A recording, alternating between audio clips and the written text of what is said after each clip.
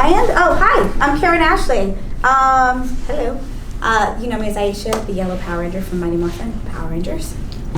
I'm Katherine Sutherland. I'm Kat Hillard from Mighty Morphin Zeo and Turbo, Pink Ranger.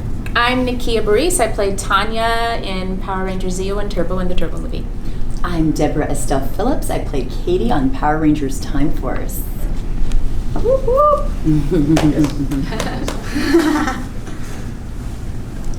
Well, some of y'all have kids. Do any of your kids actually kind of give you, like, just joke around with you, like, oh, you're a Power Ranger? on that level, do they ever kind of, like, give you crap for being Power Rangers, or just kind of like, whatever about it? Yes, until their friends, they realized some of their friends liked it, and then now it's cool. Oh. Yeah. I heard my son's 13, and I heard him on chatting to his friends the other day, and he's like, yeah, my mom's the pink Power Ranger, and I'm like, 20-something years ago. Yo, wow. That's funny. That's hilarious. Yeah, it's funny. Yeah. What about you? Because I know I introduced it to my little one when he was probably like 3. I just kind of showed him and his little reaction to what was going on. I don't think he associated what was going on, but now it's starting to become like, we kind of keep it incognito though. Like I'm not like, hey guys, you know. So I think I'm gonna look forward to that when it's cool. I know he's a supporter though. How old is your son? He's 8. He's 8. Yeah. Oh my gosh, Yeah, I know, that right? flew. Yeah, he was a baby when you guys saw him, and he loves you guys so much. Now he's getting it. He's a total Mighty Morphin fan. I was like, okay, and he's like, but Mom, I do love Time, but he like patronized me. But he kept it running. I go, you know what, I do too. So it's all good. I love that. Yeah. My boy said, I remember I had gone to my first con overseas, and I had a discussion. My boys were they were 5-6 years younger then. Now they're 18 and 21. But they told me that I wasn't a superhero. And I'm having an argument with like an 8-year-old. What? I am a super, because he was like, no, Spider-Man is, because he was 9. You weren't on the level. Yeah, I wasn't on the level, but I remember what he liked. Yeah. Spin webs. Yes, I wasn't spinning webs and stuff. But I remember being at this con, and I was telling the audience, I was like, yes, and we were recording it. And I said, so guys, it was a video, and I was like, so guys, am I a superhero? Am I considered a superhero? Because my son said I'm not. And they were like, yes, you are. So they all yelled. Yes. And I showed my son, I was like, now take You're that. right. That is right? Yes. Come on. Well, they're believers now. Yeah. They better. It's a great question. As far as being an owners of the convention, like if somebody was actually trying to go out and start one, what would you coach them into doing? Oh my gosh, I would say plan. Give yourself time, because the first year we wanted to get a show off in 2019, but we only had about 8 months, and we literally had to work our butts off just to get it up and going in 8 months. I would say give yourself time. I think the show, if you were here the first time, it really grew since then. And I think what it was, COVID honestly was a blessing because we had 2 years to promote the show. We didn't ask for that, but we ended up having 2 years. And it doesn't hurt that we are friends with Power Rangers. We are friends with people like Chris Sabat and people that are very connected in the Comic-Con industry. But I would say plan. Get some solid people around you. And there have been times we had friends that were helping us, and we had to let go of our friends because this is a business. You have to run the business properly. And what we wanted was for our friends to come, but to have the same experience that they have at all the other big shows. And we didn't want it to be like, oh, I'm just going to go do my friend's show. But they actually get treated like guests. They get everything they asked for, and they have a good time. Dom Perignon. You didn't get your Dom Perignon and my Ferrari. That was a little excessive. That was like diva list. I actually think that they do an even better job because they've been guests at cons. They know what the guests want, and they know how it runs, what works and what doesn't work. And so I'm very proud. Oh, thank you. I have to say, I don't do many of these, and I can't stop raving about my experience here. This has been absolutely incredible. Aww. Like, the people that have gone before you, they laid that foundation down, and then some, because it is incredible. I'm like, okay, like I haven't done many of these, but now I'm like, okay, I don't know. This is setting the bar. I'm just saying. Now you know what to ask for. I know. Right, Kat? I know. Let's go. I Right? have to piggyback on what Karen was saying. Number one is having a team, because when we did our first year, woo! I remember going upstairs and I couldn't even know my name. And Kat was trying to have a conversation with me. I was like, I'm so tired. And even we were doing 50 million things and just trying to get the show off the road. And she had brought up such a good point. She was like, we need an Atlanta team, because we were both in Los LA, Angeles, and Mikey lives in Orlando. We're like, we have a con in Atlanta. Ain't got no Atlanta people. So that was one of the main goals was to get an Atlanta team. So wherever, my advice for anyone that wants to start a con is get a team that is based in the city that you are, because they're going to know a little bit more, you know. And then I love that yesterday I happened to be at because Karen and Ken are doing pretty much the guest relations. I do like the contracts and so forth. We all have different assignments. But I happened to be at the front desk when one of our anime guests were coming. And one thing that because what we like when we go to a con is we like to have our information in the packet and our per diem. We don't want to chase down the promoter for our per diem, okay? Because we have been to many where I'm like texting them, it's day 3, I'm about to get on the plane. Can I get my money? I mean, I've been paying for myself the whole time. You promised me. But we handed our guest the packet, and she was like, wow, I don't think I've ever gotten my per diem as soon as I arrived. Thank you. Yeah, we just try to. I shed a tear in my room. I was like, little envelope. What? And if I gave was us like, I can't even. You guys are too much. I felt so, wow, special. Thank you. Well, that's the thing. We want people to feel special, and we want them to feel like, we're doing each other a favor. You're coming to our show, and we're putting on a show. But we also wanted them to not feel like they were just our homies. You know, like this is our friends. So professional. But they're also professional actors who do Comic Cons, and everything we like with the Comic Con, we make sure happens, and everything we don't like, we try to change so that you have the best time. So so you just, it's like any other business. I always say it's all about the business, and you just have to run your business properly. Absolutely. Try to, at least. I just love how you all take care of each other. I think that speaks a lot about the leadership, but also speaks a lot about women being the future of things. So.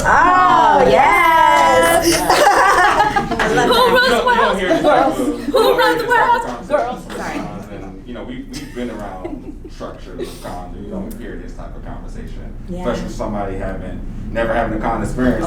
Like it's great. Yeah, and I have had that experience, but I'm telling you, I almost retired because of some of those experiences in the past. So I was just like, wait, what? And it's so funny because I was actually done. And when Nakia hit me up, I was like in the process of telling, well, I'm kind of done. But then I thought, like, wait a minute, these are my girls. Wait, hold on, what am I saying? And then We're not gonna let you be done. We're planning another city in our minds. We're not done. I'm telling you, I'm drunk my girl. Yeah. I mean, this has been amazing. So I know, and I'm so glad I get to tell you guys this in person, because that's all I've been thinking since I've been here is wow, I'm so impressed. Yeah. So proud of you guys. Thank you. Thank you. I'm okay. Because to just make, to come and to see these folks that I haven't seen in years. You made this happen for them, for me. I'm so grateful. Yes. Those are amazing. We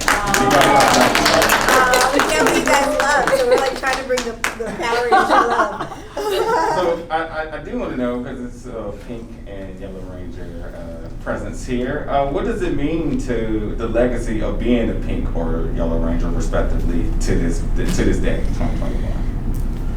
Oh my gosh, that's a good question. That is a very deep question. I always give it up to Tweet because she got the party started, her and Amy Jo. But I think it's really cool because you guys know Power Rangers the majority of the team was boys, but it was never written to where the girls were less than the boys.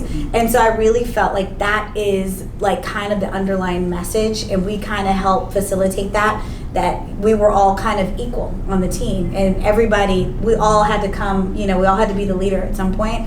And I just feel like that carries over in life. So for us, it's just really cool to meet, all of you. And then it's funny because like when we first met you, you were little, and now all of you are taller than us. But I love that you got that exposure at such a young age. Just women, doing things. So I'm glad Power Rangers was like that. It was progressive, and we were a part of it. Yeah, Well said. absolutely. Well said. I love that we were a staple for a lot of younger kids that could see themselves represented on television. Mm-hmm. Whether you were in the yellow suit or you were in the pink suit, they had an opportunity to say, "Mommy, Daddy, look, she looks like me. She looks like me. I could do that." We have gotten, I'm sure each and every single one of us have gotten now adult women coming to our table saying, "I did this because of you. I saw you and I was inspired.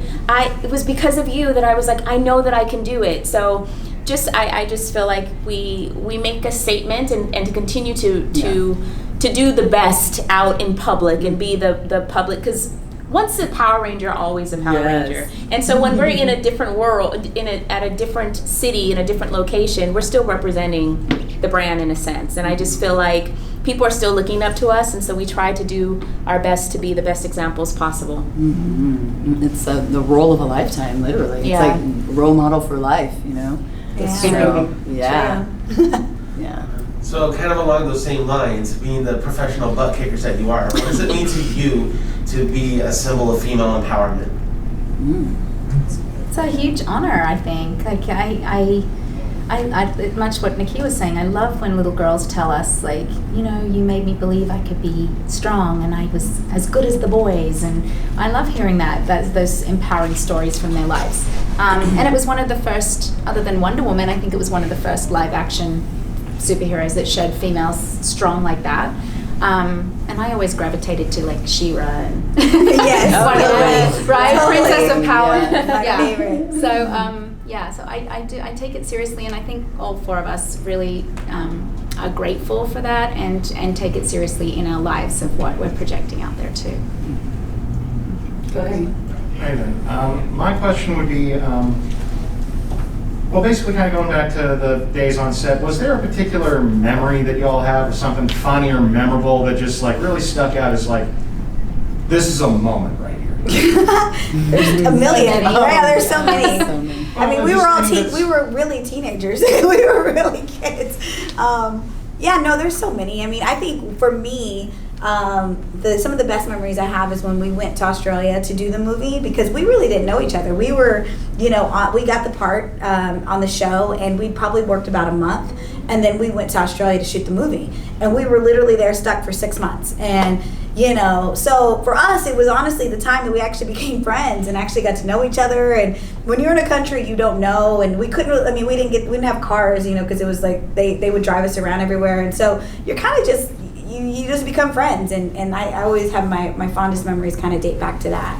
And I think that those memories, we don't really have, like, people always say, oh, what's a funny prank or what's a funny moment on an episode, and I was like, well, I really didn't watch the episodes. It was more the personal moments that meant more to me. Yeah. I it's really hard to narrow down. There's so many, but like she's saying, it was a lot of the time that we were between scenes and stuff that we were doing. You know the things. people we worked with. Yeah. Those goofballs. Yes. Something that happened. Yes. Well, one thing that was fun was when we were doing the Turbo movie, Johnny. Oh, Zordon, excuse me one moment. Always interrupting me these days. So we were shooting the Turbo movie, and we were down, we were doing the Ghost Galleon scenes, and there was a lot of wait time with the boat and getting it set up, because it wasn't really a set. It was a boat they had to do a lot of stuff to prepare us for going on it. And it was nighttime, and it was eerie, and there was fog, and Jason, Frank, and Johnny had old Super 8 cameras, and they were like, let's make a horror movie. And so I don't even remember what it was about, but I remember running, and someone was chasing me, and I was hiding behind things, and then, we were like, we thought we were so we have to find those. Spielberg. We have to find He those. said Jason has it, but I don't know if he'll ever release it, but it was really fun, like a fun memory. That's funny. Yes. That's cool. I remember the first memory that always comes up when I'm asked that question is me sitting inside of my dressing room for the very first time. And I remember my legs were like this. I didn't want to go to sleep. I didn't, because some people sleep in there, and I was like, looking around, and I was like, I was literally thanking God. Because I was a college student at the time, studying to be an actress. I had just turned 21 when I started working, and to be blessed with a series regular job while you're still in school, I was like, Jesus. I was just like in awe, in absolute awe. I saw my name on the door. I was like, this is my name. Oh my God. I was in such awe and just so grateful. And I remember that same day I stepped on the set. I was in the command center, and that's when it was the old command center where you step in and everything shakes. Just so you guys know, yeah. It was on wheels.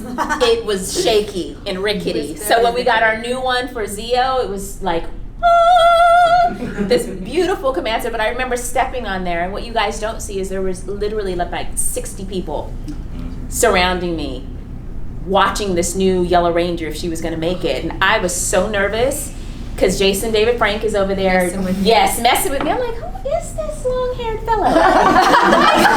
Long-haired fellow. Yes, that's what you said. Okay, all right. She called him some other than a No,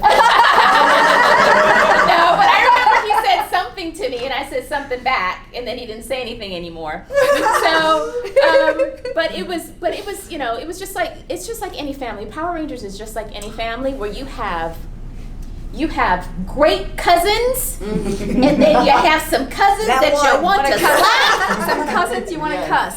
Some cousins you want to cuss out, and then come back and love each other. But go on. Oh my gosh. Wow, I know. Like, I'm just trying to think of like one. Oh, I do have one memory where, oh gosh, this was towards the beginning. We had the moment. I don't know if you remember the scene where we are trying to determine whether or not Wes has the DNA of Alex. And so we are in this like we have no clock tower at this point. So we're like in this area, and there's like this, there's a lot of like boxes and crates around. Well, anyways, as we were filming the scene, I ended up spending most of the time in the hospital that particular scene. So they had to like film everybody else's close up because one of our prop guys dropped a crate on my hand when we started the scene. And my head was turned, so it was like bam, and this guy was kind of known to like be a little bit clumsy. Yeah, you said it, right? I didn't want to be the one to say it, but yeah. And so I was like, no, it was all dramatic. And they're like, you know how they are, like, okay, that's it, take her to, like, it was just like this whole dramatic thing. And it was just like my finger. But for whatever reason, I was limping away. and they'll remind me, Michael will be like, remember when you were like, I'm like, Dora, why were you limping? I'm like, I don't know.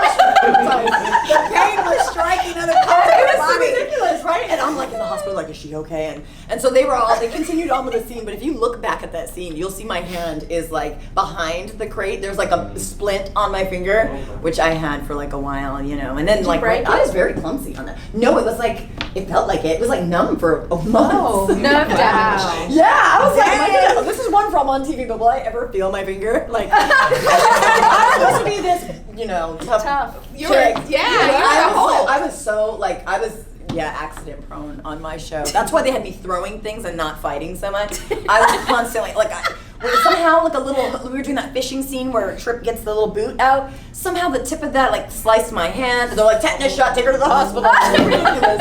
I was a mess, but those memories will stay forever. Oh man. Thank you so much, guys. You have any upcoming projects or anything? This is the last question. Oh, come to, well, they're not gonna, you guys are gonna see this, you're not coming. But Kat and I have a YouTube channel called Power Rangers Playback. And we have some really, really great content. Debbie's been a guest, Karen's been a guest. We have game show trivia, skits where I play Doris. I play Doris. And she talks like this, she's a smoker. And Nancy. She has Negative Nancy. We have a couple of characters that we play, and we've had a couple of guest stars on their Power Ranger guest stars. So yeah, check out Power Rangers Playback. And we have the podcast. Did you mention that? Oh, no. No, we have a podcast also called Super Chat with Kat and Nakia, which is a little bit more of a insight into our lives and things that are going on in the world, and a little bit more of a deviation from Power Rangers. We just launched our second season last week, which we have guests that are you know, some really intense topics and other things that are more inspiring and motivational. So it's really, we're very proud of it. So check it out. And check out Danger Force. Yes. I play a mother. I play the mother to the two She's on twins. Oh, is this on Netflix? Is it on already? It's on Nickelodeon. Nickelodeon. Yes, Okay. I'm a mother to two superhero children. Full circle. Yes. Thank you guys. Thank you. Yes, thank you. Thank you.